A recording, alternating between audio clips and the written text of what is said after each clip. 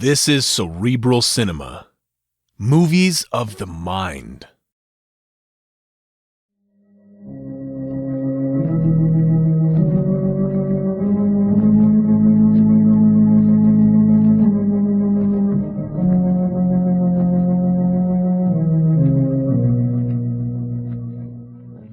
Who knows what evil lurks in the hearts of men?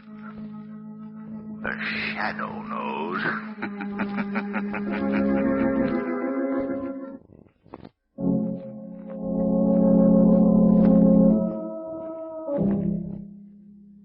The Shadow, mysterious character who aids the forces of law and order, is in reality Lamont Cranston, wealthy young man about town. The Shadow uses his hypnotic power to cloud men's minds so that they cannot see him. Cranston's friend and companion, the lovely Margot Lane, is the only person who knows to whom the unseen voice of the Shadow belongs. Today's story, The Precipice Called Death.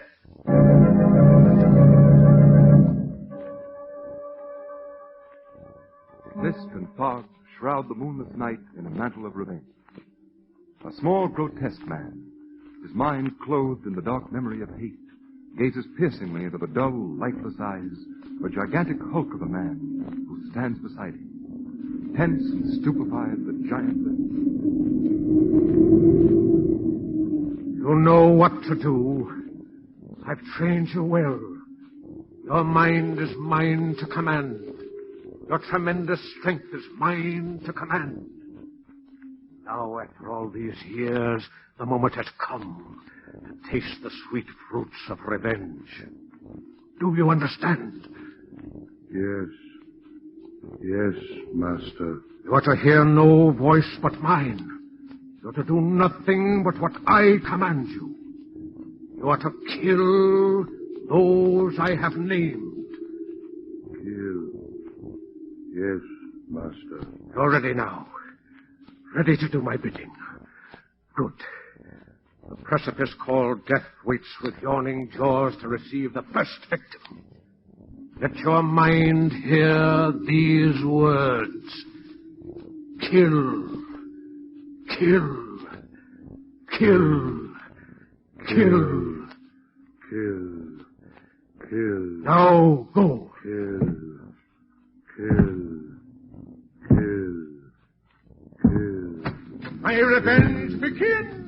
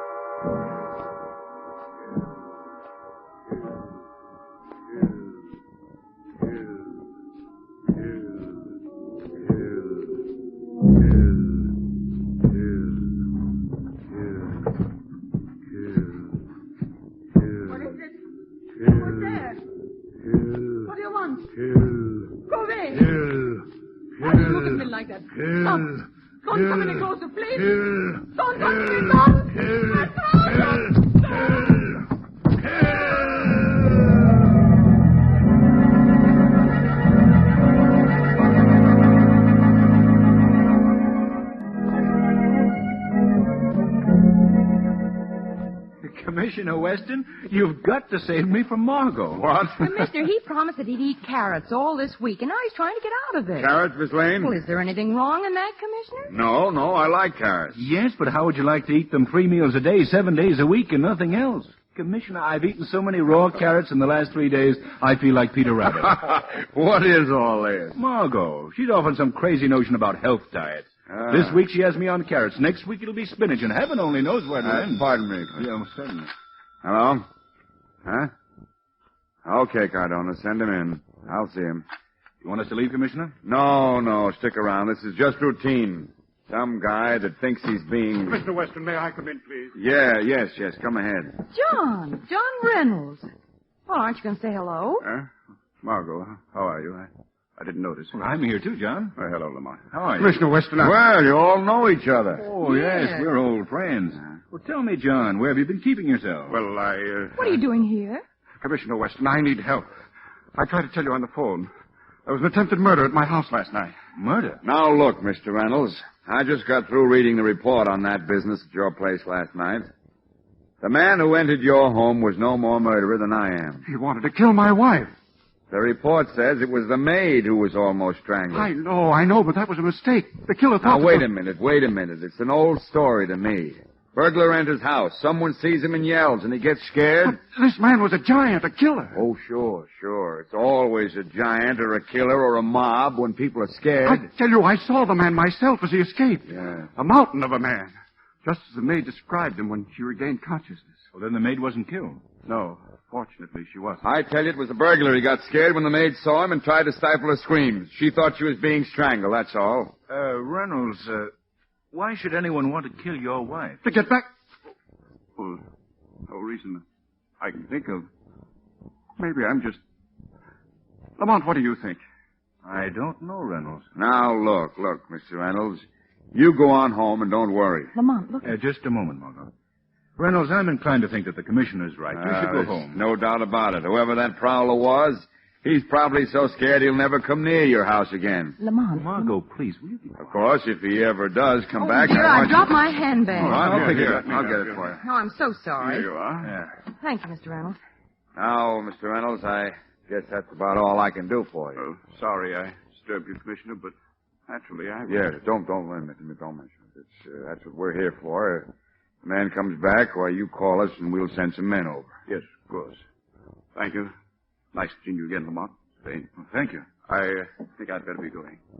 Goodbye. Goodbye. Goodbye. Don't worry. Come on, Lamont, we'd better be going, too. It's time for lunch. And I know the sweetest little health restaurant. Yes, I know. Carrots again. So long, Commissioner.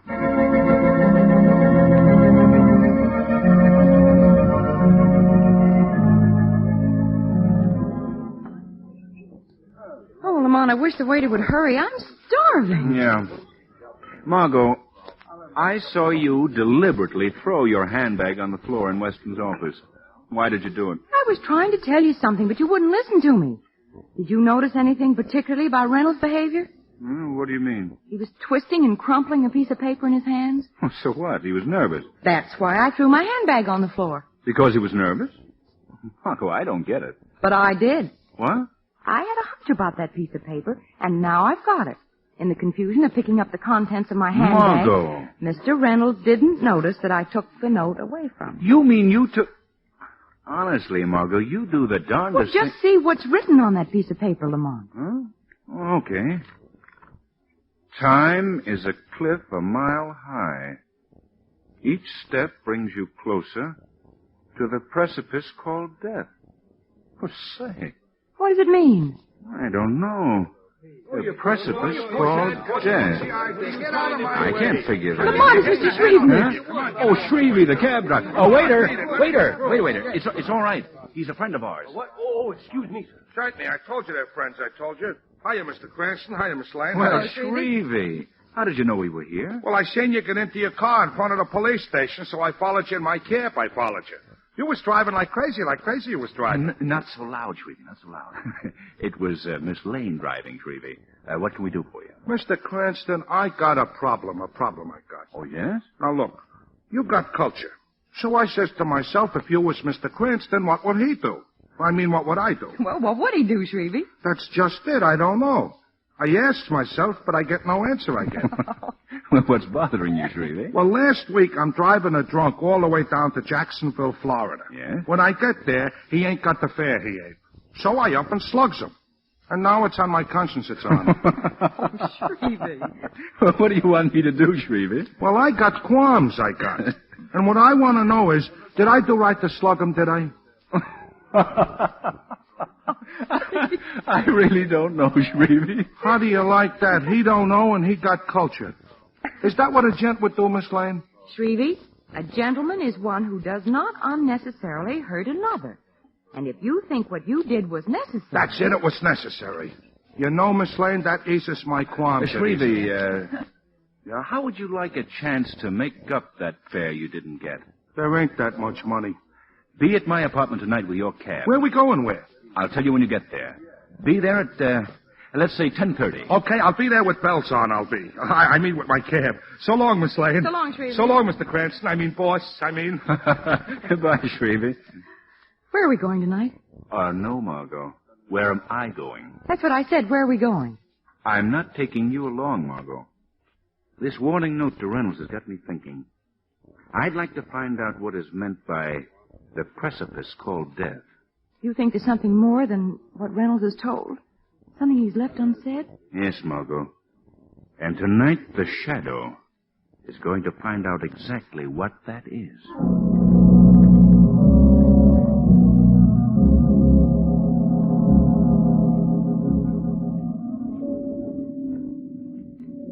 That wind. John, come over by the fire, dear. Stop staring out the window. Doesn't the wind ever bother you, Carolyn? Now, darling, don't be so nervous. Remember what Commissioner Weston told you. Yes, I know, but anything would have happened to you or the children. Nothing's going to happen to us. The man was just a prowler, as the commissioner said. He won't come back. I wish I could believe that.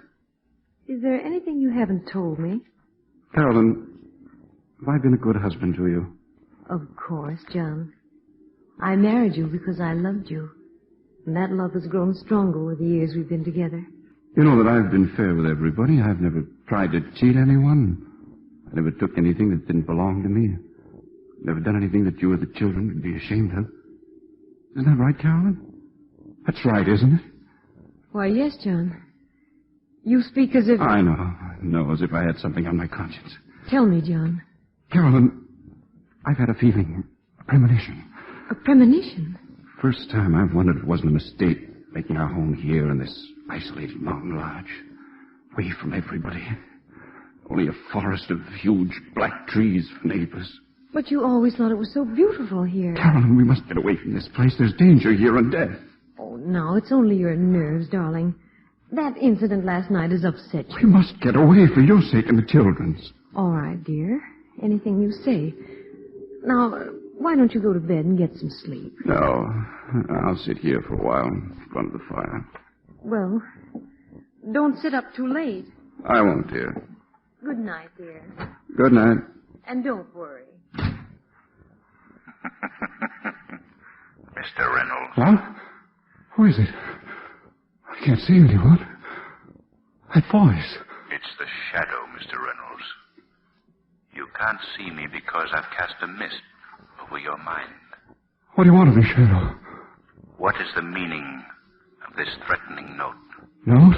What is the precipice called death? Please, don't ask me. You must tell me. If you're innocent, Mr. Reynolds, I'll try to help you. If you only could. There's so little time. What is it? Yes, it's driving me mad. I've got to tell somebody. Help me before it's too late. 15 years ago, before I married my wife, I had a partner in my chemical laboratory. My wife! I knew it would come again. Quick, we must go to her. Carolyn!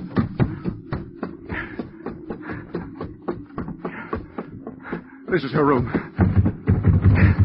Door's locked on the inside. Break it down. Carolyn! Darling, speak to me. Please. Yes. Reynolds, your wife is dead. No, speak to me, darling. Reynolds, the killer left another note. Companions of the doomed are first to go over the precipice called death.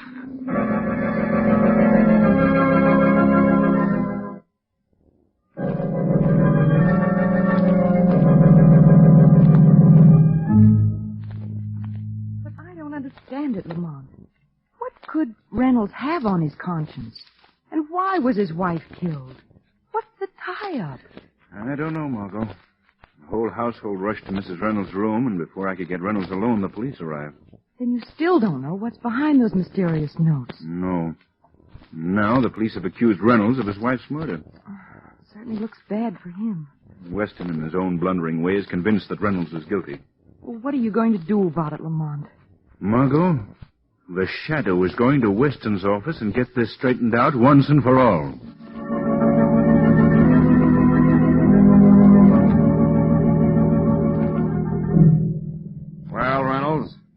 are these notes you talk about? I told you, Commissioner Weston. The shadow has them. Still sticking to that story, eh? Why don't you stop this lying, Reynolds? I'm innocent, I tell you. That's the truth. You planned the whole thing very carefully.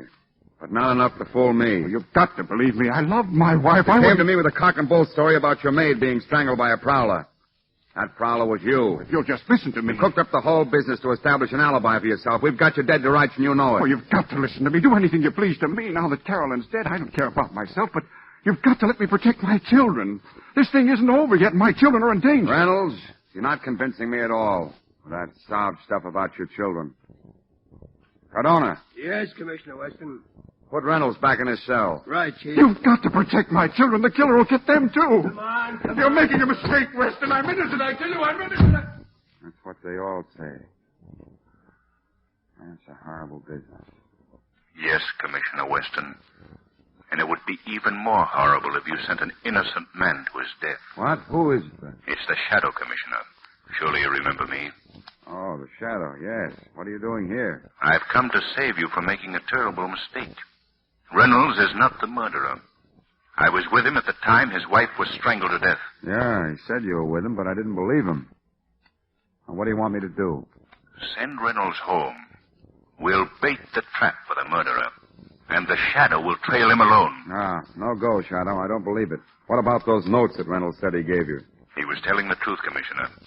Read them for yourself. I put them on your desk. Huh? Oh, yes, here they are. Companions of the Doomed. Precipice called Death. By heaven, Shadow, I'll do it.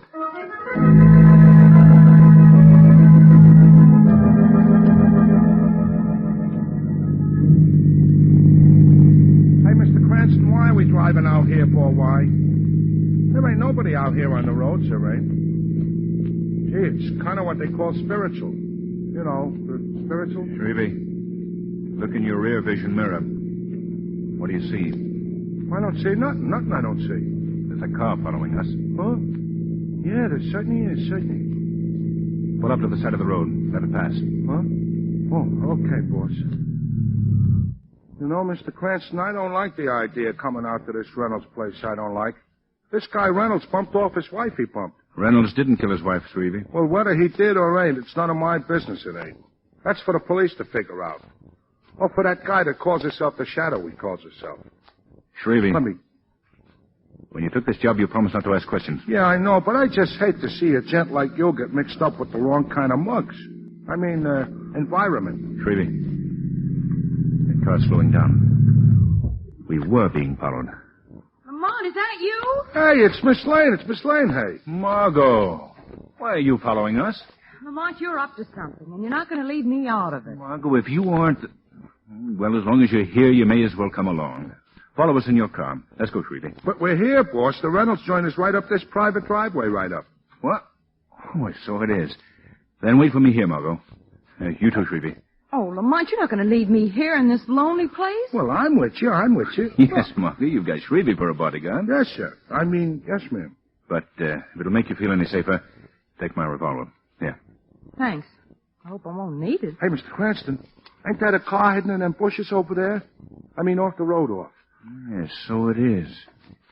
Perhaps Reynolds already has the visitor he was expecting. I hope I'm not too late.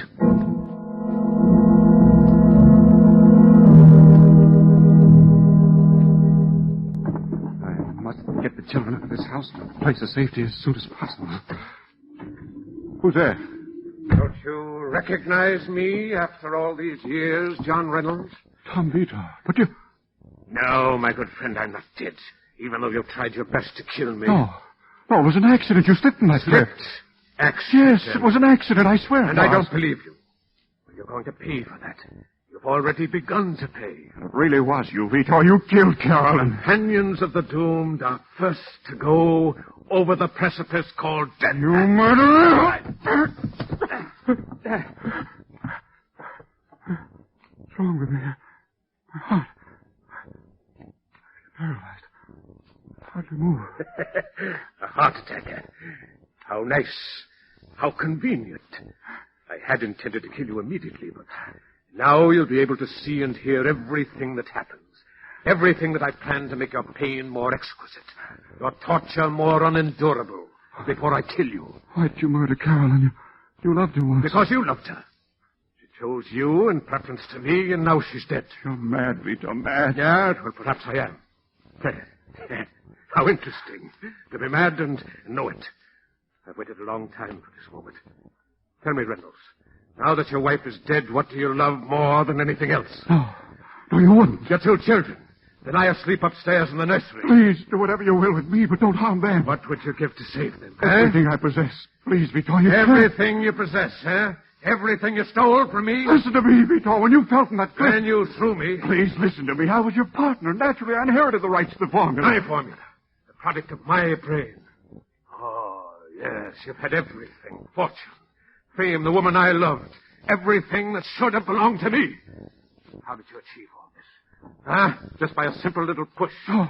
Well, now I'm going to have my revenge on you by destroying everything you love, and then by destroying you. Vito. Look into the garden there. Through the French doors. What do you see standing there? The giant. Yes, the giant whose will I control.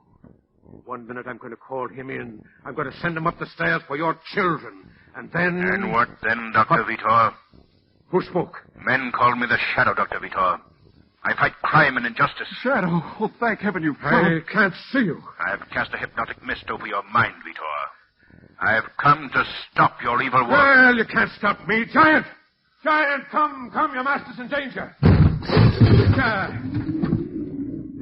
Yes, now we'll see which of us is the stronger. I can't see you, Shadow, but this giant can, because he's already hypnotized by me. He can see you. You're not invisible to him. Stop, Giant. Stop, I say. It's only me, Shadow. Kill the Shadow. Kill. Shadow, stop him. Stop him. He's closing in on you, Shadow. He can see you. Soon your career will be ended. Mr. Reynolds! Mr. Reynolds! Wait. Say, isn't anybody home? Who's that? Oh, I beg your pardon. I thought... The giant! Wow! Miss Lane, shoot that gun. I can't. It isn't loaded. Wow, it was loaded. Vito, a shot. Look. The giant stopped. Giant, you're no longer controlled by Vitor. The hypnosis has dropped from you. I hate him. He make me kill. I don't want to kill. I hate him. He make me kill. I kill him. Giant, stop. Too late, Shadow. Vito's dead.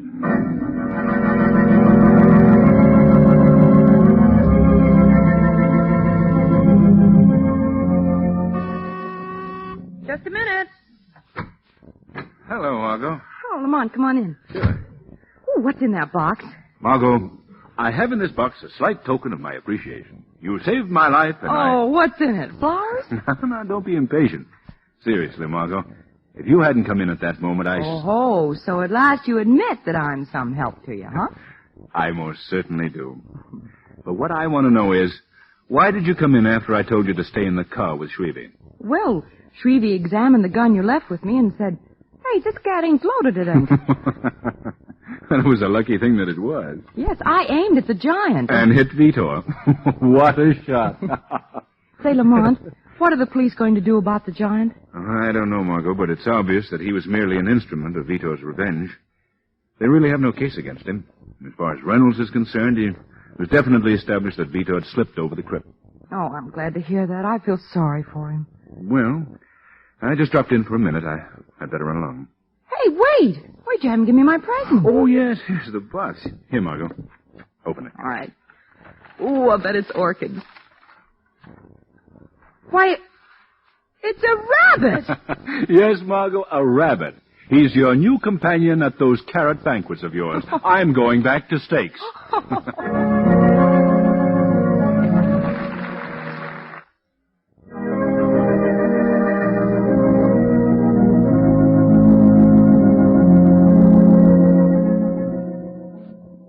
This program is based on a story copyrighted by the Shadow magazine.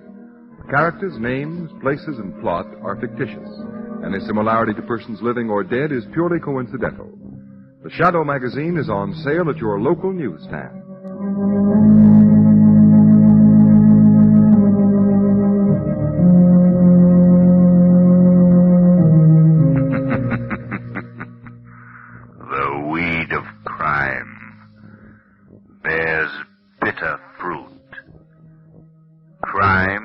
does not pay. The Shadow knows. Cerebral Cinema hopes you have enjoyed this movie of the mind.